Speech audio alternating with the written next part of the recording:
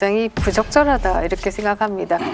윤석열 총장이 작년에도 내 이름은 넣지 말아달라라고 얘기를 했고, 저는 뭐 정치의 소질도 없고 정치할 생각은 없다 그렇게 얘기를 했고, 좀 한번 출마를 하라는 얘기를 간곡하게 했는데 저는 이제 그걸 거절을 했고, 그 전까지 몇 차례 전화가 왔었습니다. 다시 한번 생각해 볼 수 없냐. 저는 뭐 그럴 생각이 없다라고 얘기를 했고, 특히 2003년 국감장에서 발언한 이후 지금까지 검사로서 윤석열 변한 게 있습니까? 정무 감각이 없는 거는 예나 지금이나 똑같은 거. 그러니까 그 이후에 많은 여론조사들이 이름을 뺐는데 왜 이 시점에 와서 이 조사를 했는가라고 하는 생각을 하고요. 이 조사 자체가 어떻게 보면 상당히 음모론적으로 볼 수 있는 여지도 있다 이런 생각을 합니다.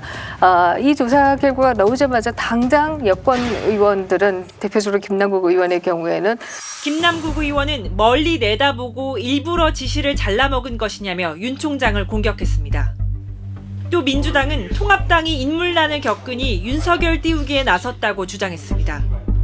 야당의 일각에서는 야 우리가 저 검찰총장이라 좀 키워보자라고 자꾸 이 문제들을 부각시키는 거다. 오죽하면 그쪽에 많이 나오겠느냐. 야권에는 도대체 대통령 후보가 없지 않냐. 이런 내용도 맞는 거고요.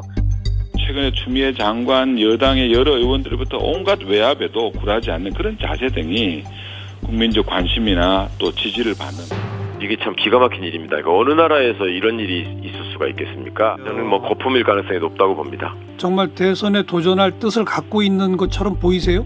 제가 보기에는 그런 뜻이 아주 없는 분 같지는 않습니다. 이렇게 해서 정치적으로 몰아가는 그런 형국이 나타나고 있는데요. 저는 적어도 검찰총장에서 물러나거나 아니면 뭐 임기를 마칠 때까지는 이런 조사를 하지 말아야 한다라고 생각합니다. 지금 이런 어떤 그 결과가 나온 거는 정부 여당이 이렇게 만들어주고 있는 것 같아요.